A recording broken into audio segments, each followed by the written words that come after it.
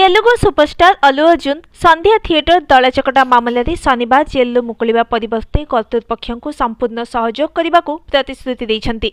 हैदराबाद जेलु बाहरिबा परे अल्लू अर्जुन गणमाध्यम को संबोधित करथिले एवं तांको प्रशंसक माने तांको जुबिली हिल्स बासभवन बाहर एकत्रित होइथिले। एही दुख समय प्रशंसकंकर अतुट समर्थन पई धन्यवाद जणाई 41 वर्षीय एही तारका स्वीकार करिसेंति जे एहा तांको पई ओ तांको प्रियजनक पई एक कष्टकर समय थिला।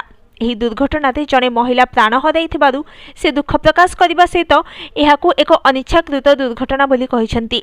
अल्लू कहिसेंति गत 20 वर्ष हैला मु सिनेमा देखिबा पई प्रेक्षालय को जाउथली। एहा सबु बेले एक आनंददायक अनुभूति थिला, किंतु एथर परिस्थिति भिन्न थिला। यह एक दुर्भाग्यजनक घटना थिला। जहाँ घटिला सेतिपई आमे दुखित, जहाँ संपूर्ण भाव आम नियंत्रण बाहर थिला।